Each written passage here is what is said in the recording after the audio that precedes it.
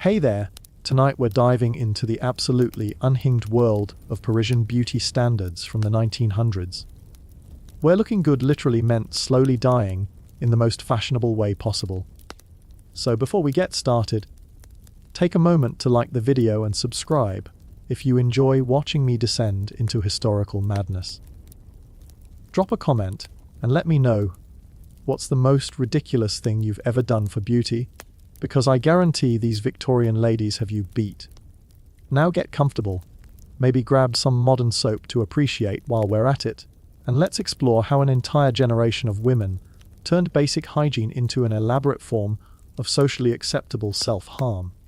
Trust me, by the end of this, you'll never complain about your skincare routine again. Before you could even dream of being considered a proper Parisian, lady worthy of marriage or social acceptance, you had to survive the gauntlet of feminine hygiene circa 1900.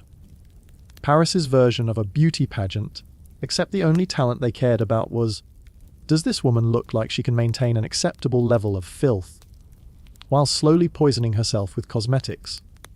Step 1. Present yourself to society. Corset-laced, bustle-positioned, standards buried 6 feet underground. The beauty standards weren't just high. They were actively trying to kill you. And society? Well, society had seen 1,000 wasted women faint dramatically and wasn't particularly moved. They checked your complexion, not to complement your natural glow, but to make sure you'd applied enough lead-based face powder to achieve that coveted corpse, like pallor that screamed, I'm wealthy enough to avoid sunlight and possibly dying of heavy metal poisoning. Natural skin tone. Rejected. Healthy flush. Absolutely rejected. Any sign that you might have walked outside without a parasol. Social suicide. Paleness mattered. Fragility mattered. Having a face that didn't scream, I do manual labor, was essential for your survival in polite society. If you made it past the initial inspection, you were considered refined, which in Parisian terms meant you were successfully slowly killing yourself in the name of beauty. And yes, you had to follow the rules. Not just the official ones printed in ladies' magazines, but the unspoken commandments whispered by your mother, who probably hadn't seen her natural hair color since the last revolution. These rules were taken very seriously. If you broke them, you weren't just embarrassed, you were ostracized, gossiped about, or worse, labeled common, which in Parisian society was basically a death sentence for your social standing. Still interested? Excellent. Now prepare yourself for a lifetime of never quite being clean enough, never quite being dirty enough, and being constantly reminded that your body was simultaneously your greatest asset and your most shameful secret. They called this refinement. Parisian women lined up for it, quite literally outside the cosmetics shops on Rue de Rivoli. Some were even excited. Beauty, they said. Elegance, they said. Most of them didn't make it past their first corset-induced fainting spell without questioning their life choices. And don't think being wealthy made it easier. In fact, it made the standards even more impossible. If you were the perfect combination of rich and female, congratulations, the beauty industry was your master and your executioner. Of course, if you were not wealthy, you could still participate.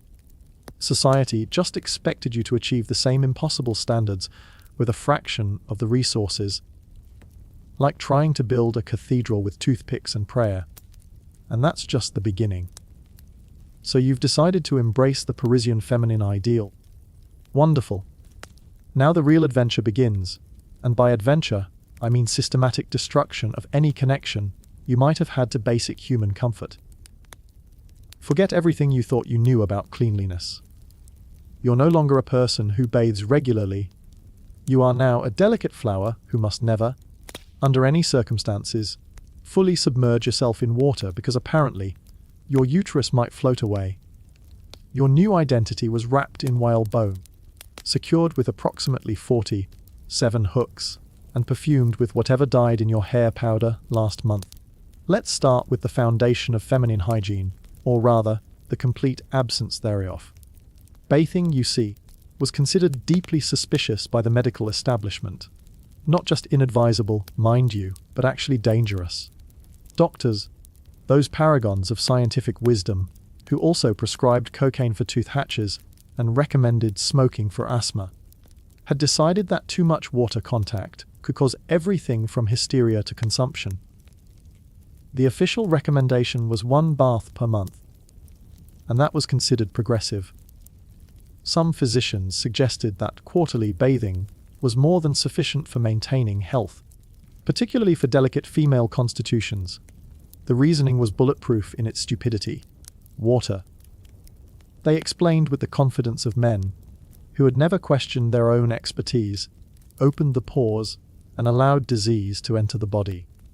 Hot water was particularly dangerous because it could cause the blood to rush to inappropriate areas, leading to moral corruption and possibly spontaneous lesbianism. So instead of bathing, Parisian women were encouraged to engage in what was euphemistically called dry cleaning. This involved rubbing yourself down with various powders, oils, and cloths, like a human version of how you'd clean a delicate tapestry. The goal wasn't actually cleanliness in any recognizable sense, but rather the appearance of cleanliness, which was considered far more important than the reality. Your morning routine began before dawn, not because you had anywhere important to be, but because achieving the proper level of artificial perfection required approximately 3 hours and the assistance of at least 2 other people.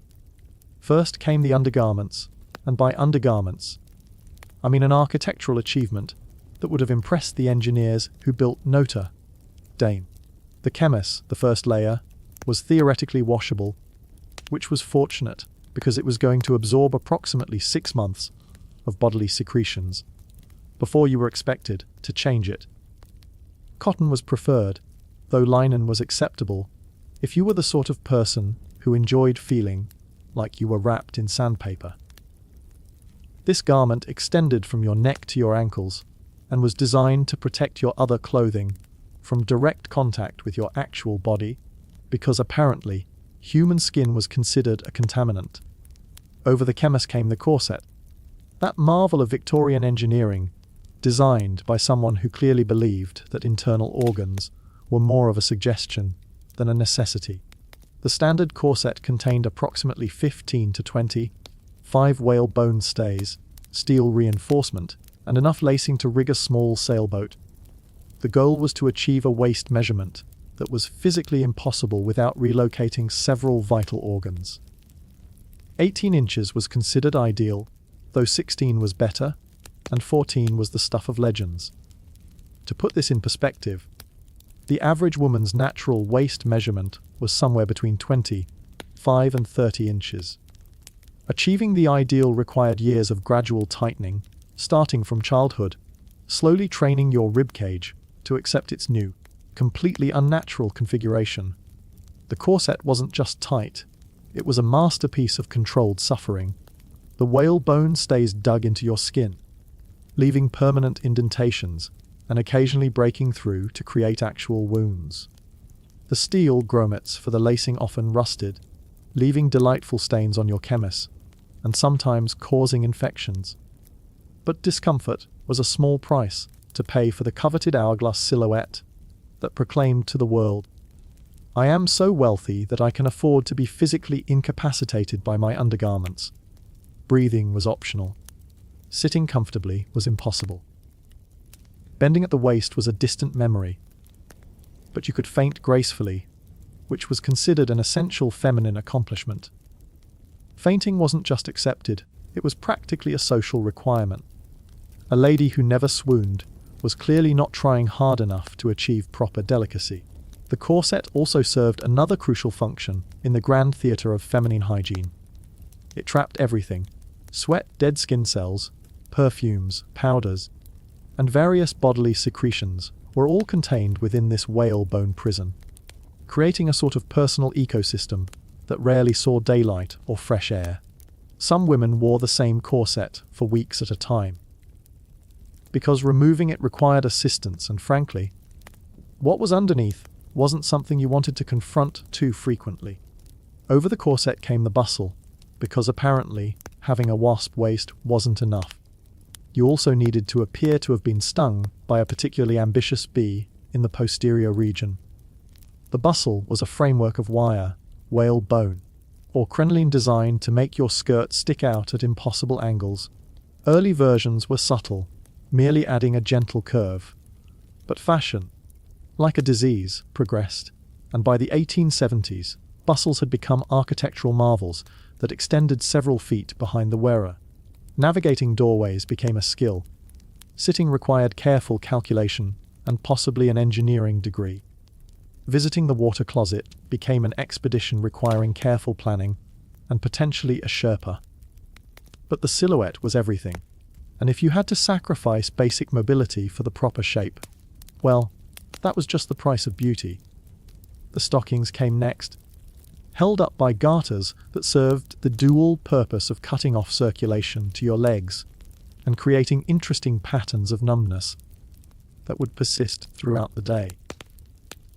The stockings themselves were wool or cotton, rarely silk unless you were particularly wealthy, and were expected to last for months between washings.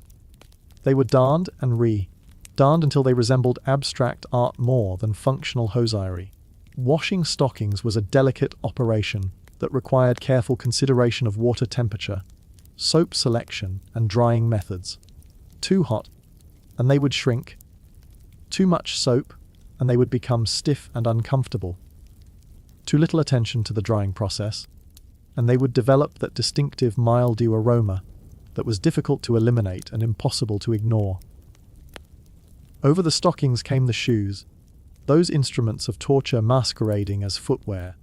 Proper ladies' shoes had pointed toes that were approximately 2 inches shorter than actual human feet, heels that defied both gravity and common sense, and were constructed from materials that had no interest in conforming to the shape of actual human feet. The pointed toes were particularly ingenious in their cruelty. They forced your toes into unnatural positions, often causing permanent deformity over time. Bunions were so common they were practically a fashion accessory. Corns and coluses were badges of honor, proof that you were committed to proper feminine presentation, regardless of the cost to your podiatric health. The narrow heel, typically between 2 and 4 inches high, served the dual purpose of making you appear taller and ensuring that you couldn't walk anywhere quickly or with any degree of confidence. A proper lady didn't stride, she minced. She didn't rush, she glided. If you could walk normally in proper shoes, you were clearly doing something wrong. Breaking in new shoes was a process that could take months and often required medical intervention. Blisters were expected. Bleeding was not uncommon. Some women resorted to having their shoes specially constructed with steel plates to maintain the proper shape, while providing some minimal protection for their feet. Others simply accepted that permanent disfigurement was the price of fashion. Now, let's discuss the hair. That crowning glory that was expected to be simultaneously natural and completely artificial. The ideal Parisian coiffure required hair that was thick, lustrous, and capable of supporting approximately 3 pounds of additional hairpieces, combs, and ornamental accessories. If you were not naturally blessed with hair that could anchor a small ship, artificial enhancement was not just acceptable, it was mandatory. Hair washing was a quarterly event at best, and that was considered excessive by many. The prevailing wisdom was that natural oils were beneficial for hair health, and excessive washing would strip away these protective elements. What this meant in practice was that your hair accumulated months of dust, smoke, cooking odors, and various styling products, creating a sort of archaeological record of your daily activities. The styling products were particularly interesting. Pomades made from bear grease, lard, or various plant oils were worked through the hair to provide hold and shine. Hair powder, often made from rice flour or wheat starch, was applied liberally to absorb oils and provide the proper color. White or grey hair powder was fashionable for formal occasions, giving everyone the appearance of premature aging, which was apparently considered elegant. The daily styling routine began with brushing. which was less about cleanliness and more about redistribution of oils and products. A proper lady owned several brushes of different stiffnesses and sizes, each designed for specific aspects of hair maintenance. The boar bristle brush was considered essential for distributing natural oils from the scalp through the length of the hair. The finer brushes were used for detailed work and styling. Heating irons were employed to create the elaborate waves and curls that were fashionable. Though the temperature regulation was essentially guesswork, too hot, and you could literally burn your hair off. Too cool, and the curl wouldn't hold. The sweet spot was somewhere between barely warm and actual fire, and finding it required experience, luck, and possibly divine intervention. The elaborate hairstyles popular in Parisian society required architectural planning and sometimes actual scaffolding. Hair was teased, twisted, pinned, and supplemented with hairpieces until it achieved heights that were both impressive and structurally questionable. Some women's coiffures extended 18 inches or more above their scalp, creating challenges with doorways, carriage roofs, and basic navigation. These towering creations were maintained for weeks at a time, because dismantling and reconstructing such elaborate structures was both time-consuming and expensive. Sleeping required special pillows designed to support the hairstyle without destroying it. Some women slept sitting up to preserve their coiffures. Others invested in elaborate sleeping caps and contraptions designed to protect their investment in follicular architecture. The unintended consequences of these magnificent hairstyles were numerous and occasionally horrifying. The accumulated hair products, dust, and debris created an attractive environment for various insects and rodents. Stories of mice nesting in ladies' hair were not uncommon, though they were rarely discussed in polite company. Lice infestations were practically inevitable given the infrequency of washing and the impossibility of thoroughly cleaning such elaborate constructions. Face painting, as cosmetics were sometimes called, was both an art form and a form of slow-motion suicide. The goal was to achieve a complexion that suggested you had never been outdoors, never experienced strong emotion, and possibly never eaten anything more substantial than rose petals. This required the liberal application of various substances that were toxic, corrosive, or both. Lead-based face powder was the foundation of fashionable complexion enhancement. Lead provided an unparalleled level of coverage and opacity, creating the desired porcelain-like finish that suggested both wealth and fragility. The fact that lead was slowly poisoning the wearer was considered a minor drawback compared to the aesthetic benefits. Symptoms of lead poisoning, including fatigue, anemia, and neurological problems, were often attributed to feminine delicacy rather than cosmetic toxicity. Mercury was another popular ingredient in cosmetic preparations, particularly in products designed to lighten the complexion or remove freckles. Mercury-based cosmetics could indeed lighten the skin, though they also caused tooth loss, kidney damage, and various forms of madness. But beauty required sacrifice, and a few missing teeth were a small price to pay for the proper pallor. Arsenic was employed in some cosmetic preparations, particularly those marketed for complexion improvement. Small doses of arsenic could indeed give the skin a translucent quality that was considered highly desirable. Larger doses, of course, were fatal. But the line between beauty enhancement and accidental poisoning was surprisingly narrow. The application of these various toxic substances was a daily ritual that required skill, patience, and a certain disregard for personal safety. The face was first prepared with various creams and oils, then powdered with lead-based preparations. Rouge, made from cinnabar or other mercury compounds, was applied to the cheeks to provide the suggestion of health without the vulgarity of actual vitality. The eyebrows were often completely plucked and then redrawn with various pencils and preparations. The natural eyebrow shape was rarely considered acceptable, so most women created entirely artificial replacements. Some fashionable ladies glued false eyebrows, made from mouse fur, to their faces, which was considered the height of sophistication. Lip coloring was achieved through various means, some of which were more dangerous than others. Cochineal, made from crushed insects, provided a natural red color that was considered both fashionable and relatively safe. Other preparations contained various toxic minerals and dyes that could cause blistering, staining, or chemical burns. The eyes were perhaps the most dangerous area for cosmetic enhancement.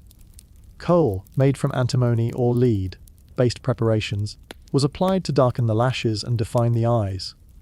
Belladonna, a highly toxic plant extract, was dropped into the eyes to dilate the pupils and create the wide-eyed, ethereal look that was considered attractive.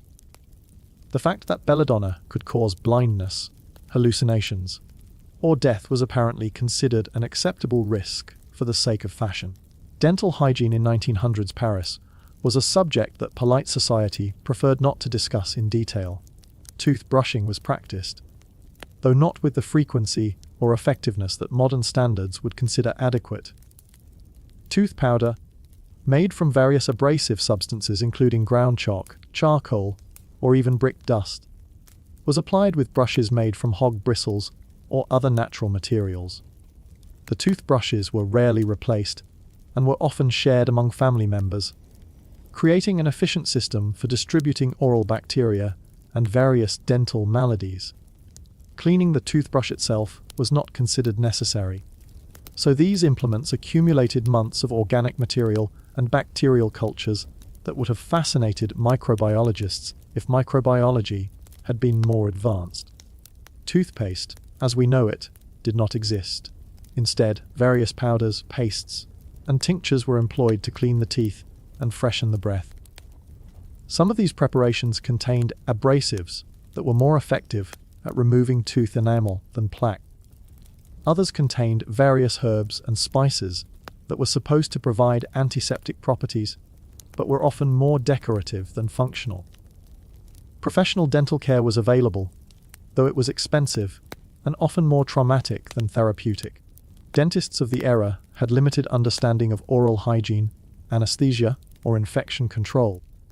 Tooth extraction was often the preferred treatment for any dental problem, performed with instruments that were rarely sterilized and techniques that relied more on brute force than precision. The wealthy sometimes employed gold or silver dental work, which was both a display of affluence and a practical necessity given the poor quality of dental care available. False teeth were carved from ivory, bone, or wood, and were held in place by various mechanical devices that were uncomfortable, unreliable, and often more trouble than they were worth. Breath freshening was achieved through various methods, some more effective than others.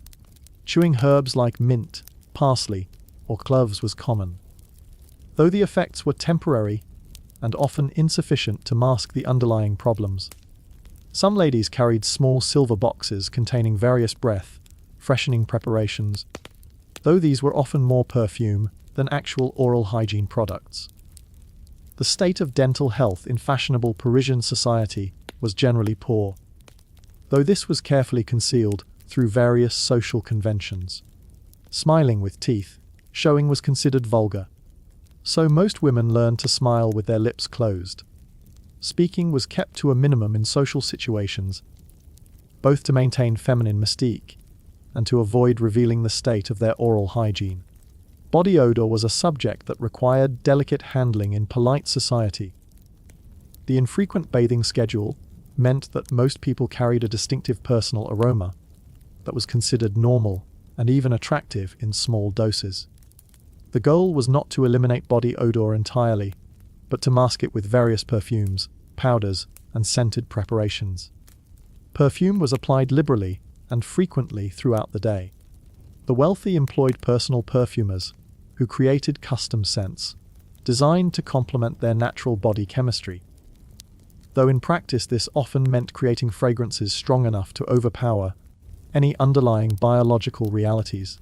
Popular scents included heavy florals, musks, and various exotic combinations that were considered both fashionable and effective at masking less pleasant odors. Sachets filled with dried herbs, flowers, and spices were tucked into clothing and undergarments to provide ongoing scent enhancement. These small fabric bags were placed in strategic locations to release their fragrance as the wearer moved, creating a sort of personal aromatherapy system that was both practical and fashionable. Scented powders were dusted onto the body and into clothing to absorb moisture and provide fragrance. These powders often contained various toxic substances, including lead and mercury, but the aesthetic benefits were considered worth the health risks. The powders were applied with special puffs, made from soft fabrics or feathers, and the application process was considered an essential part of daily grooming. Undergarment hygiene was particularly challenging given the elaborate nature of the garments and the infrequency of washing. The chemis, being the layer closest to the skin, absorbed the majority of bodily secretions and odors. These garments were worn for extended periods between washings, sometimes weeks or even months, depending on the availability of replacement garments and the complexity of the laundering process.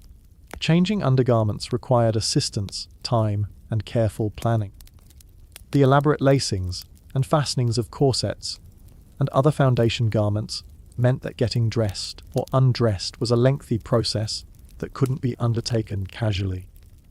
Some women wore the same undergarments for weeks at a time simply because the process of changing was too complicated or time-consuming to manage frequently. The accumulation of sweat, dead skin cells, and various bodily secretions in undergarments created a sort of personal ecosystem that was rarely disturbed by washing or airing.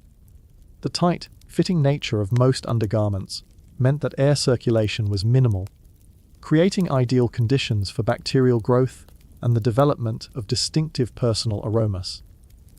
Laundering these delicate garments was a complex process that required special knowledge and considerable care. Different fabrics required different treatment, and the various metal components of corsets and bustles could rust or corrode if not properly handled. Many wealthy women employed specialized laundresses who understood the intricacies of caring for elaborate undergarments. The drying process was particularly challenging, as many undergarments were too delicate or complex to be hung on ordinary lines. Special drying forms and techniques were employed to maintain the proper shape of corsets and bustles, while ensuring that they dried thoroughly. Inadequate drying could result in mildew, which was difficult to eliminate and created its own set of aromatic challenges. Personal cleanliness was achieved through various partial washing rituals that were designed to address the most pressing hygiene needs without violating medical recommendations against full body bathing. The daily ablutions typically involved washing the face, hands, and sometimes the feet, using basins of water that were often shared among family members. The water for these partial washings was usually cold, as hot water was considered dangerous for daily use. The soap was harsh and often made from lye and animal fats, creating a product that was effective at removing dirt, but also capable of irritating the skin and drying it severely. Gentler soaps were available for the wealthy, but they were expensive and not necessarily more effective. Face washing was a delicate process that required balancing the need for cleanliness with the preservation of the elaborate cosmetic preparations that had been applied. Too vigorous washing would remove the carefully applied powders and paints, while insufficient washing would allow the accumulation of dirt and oils that could interfere with cosmetic application. Hand washing was performed more frequently than other forms of personal hygiene, as the hands were constantly visible and in contact with other people. Gloves were worn whenever possible to protect the hands and maintain their appearance, but underneath the gloves, conditions were often less than ideal. The tight, fitting nature of fashionable gloves meant that hands often remained damp with perspiration for extended periods. Foot washing was perhaps a neglected aspect of personal hygiene. Despite the fact that feet were subjected to considerable stress and confinement in tight, fitting shoes, the elaborate process of removing and replacing hosiery and footwear meant that feet were often ignored until problems became unavoidable. Foot odor was considered a normal part of life and various powders and preparations were used to mask rather than eliminate the underlying causes. The weekly ritual of more thorough cleaning was a major undertaking that required planning, preparation, and considerable time.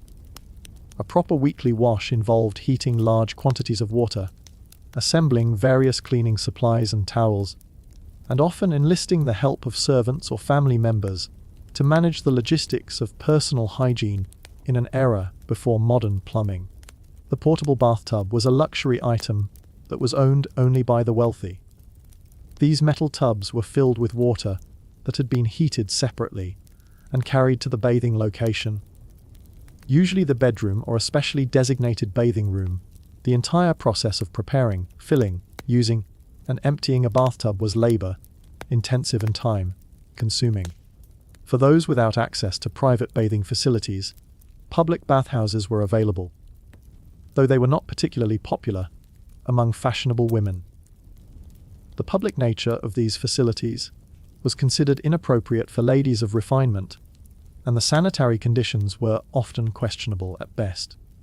The sponge bath was a compromise between full bathing and simple face washing, involving the use of a damp sponge or cloth to clean various parts of the body while remaining clothed or partially clothed. This method allowed for somewhat more thorough cleaning than daily ablutions, while avoiding the supposed dangers of full body immersion in water.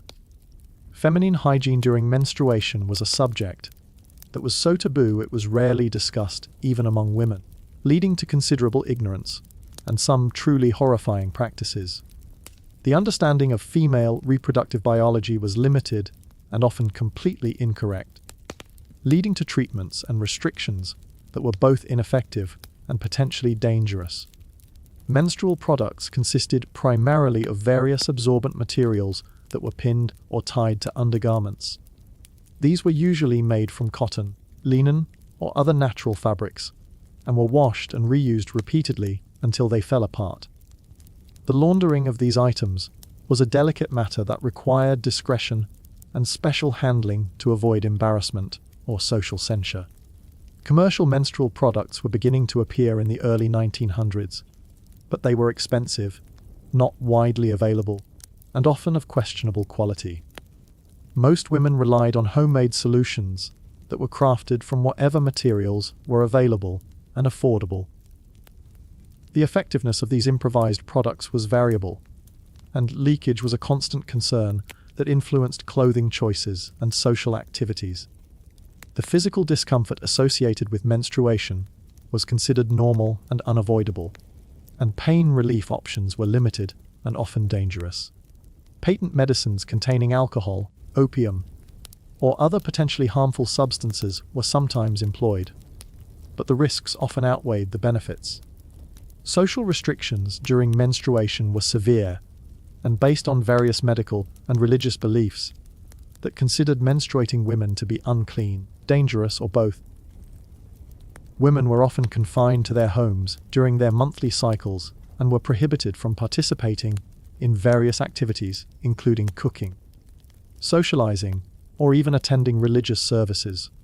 The combination of poor understanding of reproductive health, inadequate menstrual products, and severe social restrictions created a situation where women's health and well-being were significantly compromised for a significant portion of each month.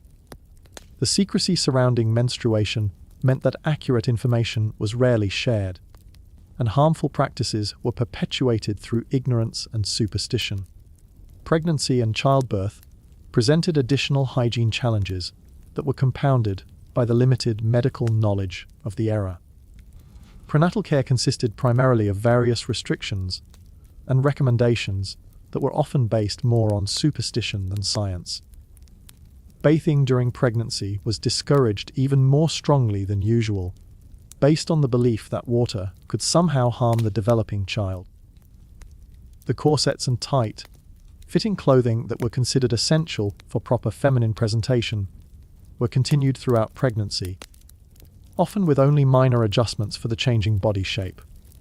This practice restricted fetal development, impaired circulation, and created additional health risks for both mother and child. Childbirth was typically attended by midwives or female relatives, rather than trained medical professionals, and the sanitary conditions were often appalling by modern standards. Hand washing and instrument sterilization were not standard practices, and infections were common and often fatal. Postpartum confinement was considered essential, with new mothers expected to remain in bed for weeks or even months after delivery. During this period, personal hygiene was often neglected, and the accumulation of bodily fluids and secretions created conditions that were both uncomfortable and potentially dangerous. Breastfeeding presented its own set of hygiene challenges, as the understanding of proper breast care was limited and often incorrect. Various preparations and treatments were employed to address the common problems associated with nursing, but many of these remedies were ineffective or harmful. The social pressure to maintain an appearance of perfect health and beauty during and after pregnancy meant that many women suffered in silence, rather than seeking help for hygiene-related problems. The shame associated with bodily functions and natural processes created barriers to effective healthcare and contributed to the perpetuation of harmful practices. Hair removal was a complex and often painful process that was considered essential for fashionable women, though the areas requiring attention were limited to those that might be visible in proper society. Underarm and leg hair removal was not practiced, as these areas were never exposed even in private. However, facial hair removal was considered crucial for maintaining feminine appearance. Plucking was the primary method for removing unwanted facial hair, performed with tweezers that were often shared among family members and rarely sterilized. The process was time-consuming and painful, and the repeated trauma to hair follicles often resulted in scarring, infection, or ingrown hairs. Various chemical depilatories were available, though their effectiveness was questionable and their safety was definitely compromised. These preparations often contained caustic substances that could cause chemical burns, scarring, or permanent skin damage. The instructions for use were often inadequate, leading to accidents and injuries. Shaving was occasionally practiced by women, though it was considered somewhat masculine and was not widely accepted in fashionable society. The razors available were designed for men and were difficult for women to use safely, particularly given the limited experience most women had with sharp blades. Waxing and sugaring were known practices, but they were expensive and required specialized knowledge that was not widely available. Some wealthy women employed specialists who provided these services, but for most women, plucking remained the primary method of hair removal, despite its drawbacks. The frequency of hair removal was influenced by various factors including pain tolerance, available time, and social expectations. Some women plucked facial hair daily, while others addressed the problem only when it became socially unacceptable to ignore it any longer. Nail care was another aspect of personal grooming that required considerable attention and skill. Fingernails were expected to be perfectly shaped, clean, and well maintained at all times, as the hands were constantly visible and subject to scrutiny.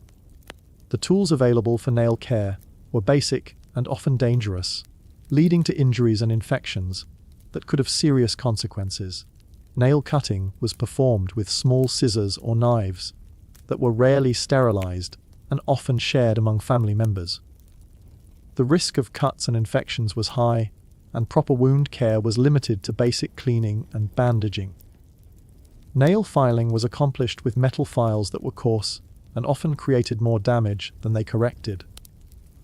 Cuticle care was considered essential, but the methods employed were often harmful. Cuticles were cut with sharp instruments, creating wounds that were prone to infection. Various preparations were applied to soften cuticles, but many of these contained caustic substances that could cause chemical burns or allergic reactions. Nail polish was beginning to appear in the early 1900s, but it was expensive and not widely used. The available colors were limited, and the formulations were often unstable, leading to chipping, staining, or adverse skin reactions. Most women relied on buffing and polishing to achieve the desired nail appearance. The maintenance of perfect nails required daily attention and constant vigilance against damage. Gloves were worn whenever possible to protect the hands and nails, but underneath the gloves, conditions were often less than ideal for nail health. Hand care extended beyond nail maintenance to include skin care and protection. The hands were subjected to harsh soaps, extreme weather, and various household chemicals that could cause dryness, cracking, and irritation. Hand creams and lotions were available, but they were expensive and often contained ingredients that provided little actual benefit. The social importance of beautiful hands meant that women often endured considerable discomfort and expense to maintain proper hand appearance. Gloves were worn in all weather and social situations, and the cost of maintaining an adequate supply of clean, fashionable gloves was significant for many families. Sleep hygiene was another area where fashion and health requirements created unusual challenges. The elaborate hairstyles and delicate cosmetics that were essential during the day had to be preserved through the night, leading to sleeping arrangements that prioritized appearance over comfort or health. Sleeping positions were restricted by the need to preserve hairstyles, and many women slept sitting up or in specially constructed beds that provided support for their elaborate coiffures. The discomfort of these arrangements often led to poor sleep quality, which affected overall health and well-being. Nightgowns were designed more for modesty than comfort, with long sleeves, high necklines, and sufficient fabric to ensure that no part of the body was revealed even during sleep. These garments were often made from heavy fabrics that retained heat and moisture, creating uncomfortable sleeping conditions. The bedrooms of fashionable women were often poorly ventilated, as fresh air was considered potentially harmful, particularly during sleep when the body was thought to be more vulnerable to outside influences. Windows were kept closed, and heavy curtains blocked any natural airflow, creating stuffy, oxygen-poor environments that affected sleep quality and respiratory health. Bed linens were changed infrequently, often only weekly or bi-weekly, and the accumulated body oils, perspiration, and cosmetic residues created breeding grounds for bacteria and insects. The elaborate bed hangings that were fashionable in wealthy homes also trapped dust and odors, contributing to poor air quality in sleeping areas. The morning routine began before dawn and required several hours to complete properly. The process of dismantling nighttime hair preservation systems, cleaning off the previous day's cosmetics, and beginning the elaborate process of daily preparation was time-consuming and often unpleasant. Washing facilities in bedrooms were basic, typically consisting of a washstand with a basin and pitcher of water that had been prepared by servants. The water was often cold, and the soap was harsh, making the morning ablutions a somewhat ordeal rather than a refreshing start to the day. The application of daily cosmetics was a complex process that required skill, patience, and considerable time. Each product had to be applied carefully and in the proper sequence to achieve the desired effect, and mistakes often required starting the entire process over again.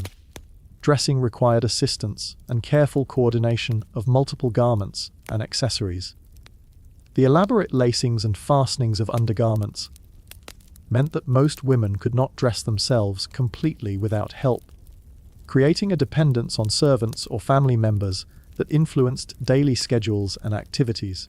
The completed ensemble was often so complex and restrictive that basic activities like sitting, walking, or even breathing required careful attention and planning. The goal was to create an appearance of effortless elegance while managing an elaborate system of garments and accessories that was anything but effortless. Dining presented particular challenges for properly dressed women, as the restrictive nature of fashionable clothing made eating both difficult and potentially embarrassing. The tight corsets made it impossible to eat normal-sized meals, and the elaborate sleeve arrangements made reaching for items on the table a complex maneuver. Table manners were particularly important for women. as any deviation from perfect behavior would be noticed and commented upon.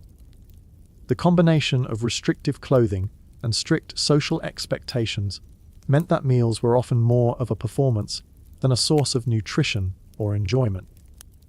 The foods that were considered appropriate for ladies were often chosen more for their compatibility with fashionable dress than for their nutritional value.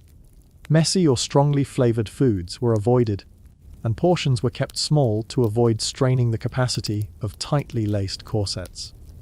Social activities were similarly influenced by the practical limitations of fashionable dress and grooming requirements.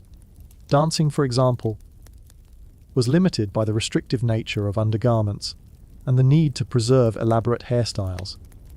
Many popular activities were simply impossible for properly dressed women to participate in safely or comfortably. The constant vigilance required to maintain perfect appearance, while managing the practical challenges of restrictive clothing, was exhausting and stressful. Women lived in a state of constant awareness of their appearance and behavior, unable to relax or move naturally for fear of disturbing their carefully constructed presentation. The weather presented additional complications for maintaining proper feminine hygiene and appearance. Rain was particularly problematic, as it could destroy hours of careful preparation in minutes. Elaborate umbrellas and protective clothing were employed, but these often created their own problems by trapping heat and moisture against the body. Heat was especially challenging, as the multiple layers of clothing and tight, fitting undergarments made cooling impossible. Fainting from heat exhaustion was so common during summer months that it was considered normal feminine behavior rather than a sign of impractical clothing choices. Smelling salts became as essential an accessory as gloves or handbags. Cold weather created different, but equally problematic challenges. The fashionable clothing of the era provided little practical warmth, as style took precedence over function in all design decisions.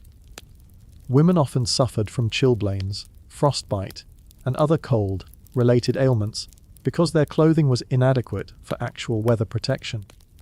Wind was the enemy of elaborate hairstyles and could destroy hours of careful preparation in moments. Hairpins and nets provided some protection, but the towering coiffures popular in fashionable society were essentially architectural structures that were vulnerable to any significant air movement. The seasonal changes in fashion requirements meant that women had to completely reorganize their hygiene and grooming routines several times per year. Different weather conditions required different cosmetic preparations, and the transition periods were particularly challenging as women attempted to adapt their routines to changing environmental conditions. Indoor air quality was generally poor throughout most homes and public buildings, as ventilation was limited and heating methods often produced smoke and fumes that accumulated in living spaces. The heavy perfumes and powders used by fashionable women added additional complexity to already compromised air quality, sometimes creating atmospheric conditions that were genuinely unpleasant for everyone involved. Public transportation presented its own unique set of challenges for maintaining proper hygiene and appearance. Carriages were often dirty, poorly ventilated, and crowded, creating conditions that could quickly destroy hours of careful preparation. The close proximity to other passengers meant that personal hygiene failures became immediately apparent to others, adding social pressure to an already complex situation. The emerging railway system created new hygiene challenges as travel times increased and facilities remained primitive. Long train journeys could last for days, during which maintaining proper appearance and basic cleanliness became increasingly difficult. The soot and smoke from steam engines created additional complications for both clothing and personal hygiene. Hotels and public accommodations rarely provided adequate facilities for the complex hygiene routines required by fashionable women. Private bathrooms were virtually unknown, and shared facilities were often unsanitary and inappropriate for the elaborate cleansing and preparation rituals that proper feminine presentation required. Visiting friends and family created particular complications, as the hygiene routines that were manageable at home became difficult or impossible in unfamiliar environments. The social expectations for perfect appearance remained constant regardless of practical limitations, creating stress and often embarrassment for women who could not maintain their usual standards while traveling or visiting. Shopping expeditions required careful planning and considerable endurance, as the restrictive nature of fashionable dress made extended periods of walking and standing particularly challenging. The heat and crowds in shops and markets could quickly overwhelm women whose clothing provided no accommodation for physical exertion or temperature variation. The emerging department stores created new social pressures and opportunities for hygiene-related embarrassment. The close scrutiny possible in well-lit retail environments meant that any failure in personal grooming or appearance was immediately apparent to other shoppers and staff, adding additional pressure to already demanding hygiene routines. Employment opportunities for women were limited partly by the practical impossibility of performing most types of work while maintaining the appearance standards expected of respectable females. The clothing and grooming requirements effectively eliminated women from consideration for any occupation that involved physical labor, extended standing, or exposure to dirt or weather. Even the limited employment opportunities available to women, such as teaching or shop work, were constrained by appearance expectations that made the work more difficult and expensive than it needed to be. Women often spent a significant portion of their earnings on maintaining the appearance standards required for their employment, creating economic pressures that affected their overall quality of life. The medical profession's understanding of women's health was limited and often counterproductive, leading to treatments and recommendations that worsened rather than improved the hygiene. Related health problems created by fashionable dress and grooming practices. Doctors rarely questioned whether the clothing and cosmetic practices themselves might be contributing to the health problems they were treating. Medical examinations were particularly problematic given the elaborate undergarment systems worn by fashionable women. The time and assistance required to undress for medical examination often meant that health problems went untreated rather than enduring the complicated process of removing and replacing multiple layers of restrictive clothing. The medications available for treating hygiene-related health problems were often more dangerous than the original problems. Patent medicines containing alcohol, opium, mercury, and other toxic substances were frequently prescribed for conditions that could have been resolved through improved hygiene practices. But the medical profession's lack of understanding of basic cleanliness principles meant that the underlying causes were rarely addressed. Pregnancy and childbirth were particularly affected by the hygiene practices and clothing requirements of fashionable society. The continued use of tight corsets during pregnancy often resulted in complications that could have been avoided through more practical clothing choices, but social expectations took precedence over health considerations. Infant care was similarly affected by the hygiene practices of the era. Babies born to fashionable mothers were often exposed to the same toxic cosmetics and questionable hygiene practices that affected their mothers, creating health risks that began at birth and continued throughout childhood. The education of young girls focused heavily on preparation for the hygiene and appearance requirements they would face as adult women, often at the expense of more practical education that might have improved their overall quality of life. Girls learned elaborate grooming techniques and social requirements while remaining ignorant of basic health and hygiene principles.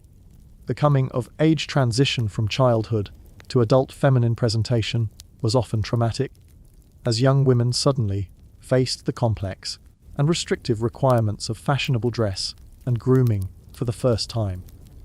The health problems associated with these practices often began during this transition period and continued throughout adult life.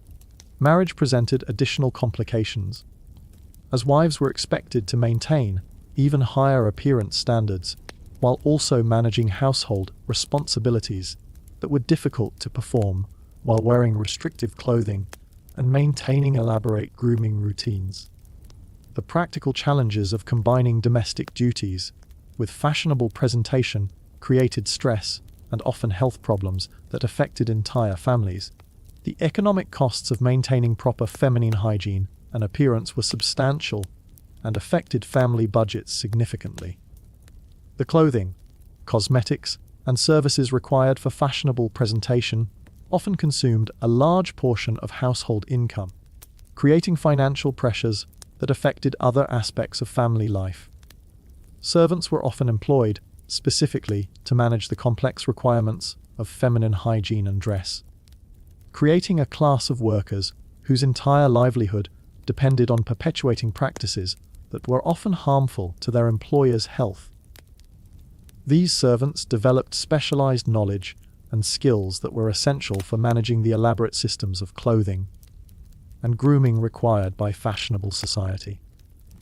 The social hierarchy was partly maintained through the visibility of the expensive and time-consuming hygiene and appearance requirements that only wealthy women could fully achieve. The elaborate nature of proper feminine presentation served as a form of conspicuous consumption that demonstrated economic status while creating barriers to social mobility. Class distinctions were reinforced through the different standards and practices required for women of different social levels. Working-class women who attempted to adopt fashionable hygiene practices often faced ridicule or criticism for exceeding their social station, while wealthy women who failed to maintain proper standards faced social ostracism. The international nature of fashionable society meant that hygiene and appearance standards were influenced by practices from other countries, often without regard for their suitability to local conditions or health considerations. French fashions were considered particularly authoritative, leading to the adoption of practices that may have been inappropriate for different climates or lifestyles. Cultural exchange through travel and immigration brought different hygiene practices into contact with established Parisian standards, sometimes creating conflicts or confusion about proper practices. The resolution of these conflicts typically favored the practices that were more elaborate and expensive rather than those that were more practical or healthful. The publishing industry contributed to the perpetuation and elaboration of complex hygiene requirements through magazines, books, and advertisements that promoted increasingly elaborate beauty and grooming practices. These publications often presented expert opinions and scientific claims that were unsupported by actual evidence, but were accepted because they appeared authoritative. The emerging photography industry created new pressures for perfect appearance, as photographic portraits required even higher standards of grooming and presentation than had been necessary for painted portraits. The permanence and detail possible in photographs meant that any imperfection in appearance would be preserved for posterity, adding additional motivation for elaborate preparation. Advertising began to play an increasingly important role in promoting hygiene and beauty products, often making claims about effectiveness and safety that were unsupported by actual evidence. The competitive nature of the emerging cosmetics industry led to increasingly elaborate products and practices as manufacturers attempted to differentiate their offerings from those of competitors. Scientific developments during this period occasionally challenged established hygiene practices, but the social and economic interests invested in maintaining existing standards often prevented the adoption of improved practices. The medical profession's lack of understanding of basic hygiene principles meant that scientific advances were often ignored or misinterpreted. The gradual recognition of germ theory and the importance of cleanliness began to challenge some of the established hygiene practices. But the social pressures and economic interests supporting existing practices often prevented meaningful change. The conflict between emerging scientific understanding and established social practices created confusion and controversy that lasted for decades. Technological developments occasionally offered opportunities for improving hygiene practices, but these innovations were often adapted to support existing appearance standards rather than to improve health outcomes. The development of improved soaps, for example, was often focused on cosmetic effects rather than actual cleansing effectiveness. The transportation revolution gradually made it easier to obtain hygiene and beauty products from distant locations, but this often meant that local practices were replaced by imports that were not necessarily better suited to local conditions or individual needs. The prestige associated with imported products often took precedence over practical considerations. Communication improvements allowed hygiene and beauty practices to spread more quickly across geographic distances, but this also meant that questionable practices could become widely adopted before their problems became apparent.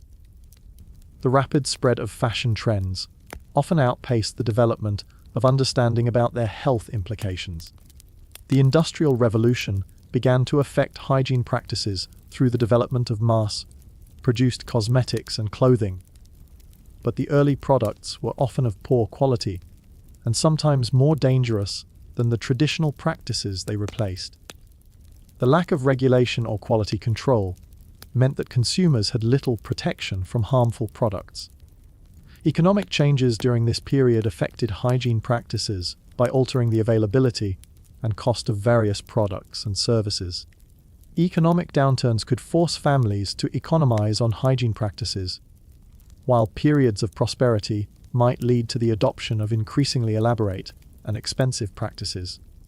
Social reform movements occasionally challenged the hygiene and appearance requirements imposed on women, but these challenges were often met with resistance from both the industries that profited from existing practices and the women who had invested significant time and resources in mastering them.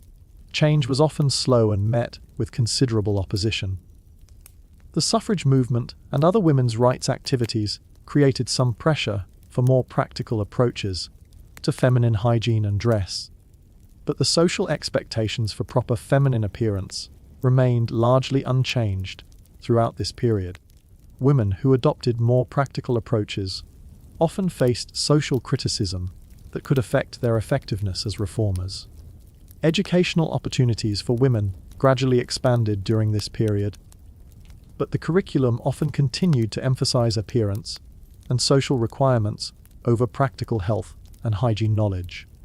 Young women entering higher education often struggled with the conflict between intellectual pursuits and the time and energy required for maintaining proper feminine presentation. Professional opportunities for women slowly increased, but the appearance requirements for respectable employment often made these opportunities impractical or economically unfeasible for many women. The cost and time required for maintaining proper professional appearance could exceed the financial benefits of employment. Medical education began to include more women during this period, but female medical students and practitioners often faced additional challenges in managing their professional responsibilities while maintaining the appearance standards expected of respectable women. The practical requirements of medical practice often conflicted with the clothing and grooming requirements of fashionable society. The legal system provided little protection for women who suffered health problems as a result of cosmetics or clothing, as these were considered personal choices rather than public health issues. The lack of product regulation or safety standards meant that harmful products could remain on the market indefinitely without consequences for their manufacturers.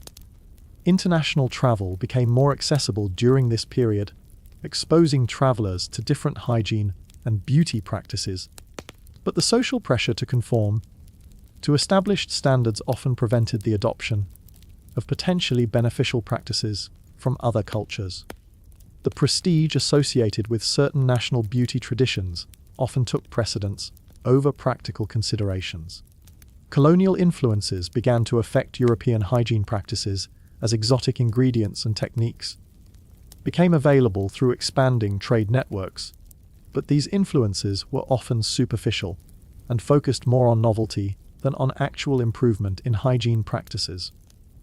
The adoption of foreign practices was often selective and adapted to existing European standards, rather than representing genuine cultural exchange. Scientific expeditions and exploration brought knowledge of hygiene practices from other parts of the world, but this information was often filtered through existing cultural assumptions and rarely led to fundamental changes in established practices. The documentation of different hygiene practices was often more curiosity than practical interest. The emergence of modern chemistry began to provide new understanding of the effects of various cosmetic ingredients, but this knowledge was often slow to influence actual practices. The chemical industry's development of new products often preceded understanding of their long-term health effects, creating risks that were not recognized until years or decades later. Photographic documentation of the health effects of various hygiene practices began to provide visual evidence of their consequences, but this evidence was often dismissed or ignored when it conflicted with established social expectations. The power of fashion and social pressure often outweighed scientific evidence.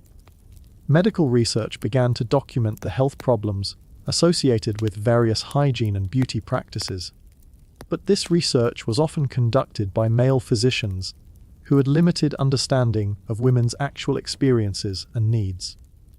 The recommendations that emerged from this research were often impractical or ignored the social pressures that motivated women's behavior. The development of medical specializations related to women's health began to provide more focused attention to hygiene-related health problems, but these specialties were often marginalized within the broader medical profession. The limited number of female physicians meant that women's perspectives on their own health needs were often underrepresented in medical literature. Public health movements began to recognize the connection between hygiene practices and disease prevention, but these movements often focused on working class practices while ignoring the health problems created by fashionable hygiene practices among wealthier women. The assumption that wealth provided protection from health problems often prevented recognition of hygiene-related issues among the upper classes. Social workers and reformers began to document the health effects of poor hygiene practices, but their work often focused on obvious problems, like lack of access to clean water or adequate housing, rather than the more subtle health effects of fashionable beauty practices. The complexity of hygiene-related health problems among fashionable women was often overlooked in favor of addressing more obvious public health issues. The gradual development of consumer protection movements began to challenge some of the more obviously dangerous cosmetic practices, but progress was slow and often met with resistance from both manufacturers and consumers who were reluctant to abandon practices they had invested in learning. The economic interests supporting existing practices often prevented meaningful reform. As the 19th century drew to a close and the 20th century began, some of these practices started to evolve, but change was incremental and often superficial. The fundamental assumption that feminine beauty required suffering, expense, and health risks remained largely unchallenged. Women continued to navigate the impossible balance between health, appearance, and social acceptance, making compromises that seem incomprehensible by modern standards. The legacy of these practices extended far beyond the women who endured them, influencing generations of attitudes about feminine beauty, health, and the acceptable costs of social conformity. The idea that beauty required sacrifice became so deeply embedded in cultural assumptions that it persisted long after the specific practices that created it had been abandoned. And so, dear reader, the next time you complain about spending 20 minutes on your morning routine, remember the Parisian ladies of 1900 who turned basic hygiene into a full contact sport with mortality statistics. They faced each day armed with toxic cosmetics, architectural undergarments, and the unwavering belief that suffering beautifully was preferable to living comfortably. They called it refinement. We might call it madness. But they did it with style, even if that style was literally killing them, one lead-based face powder application at a time.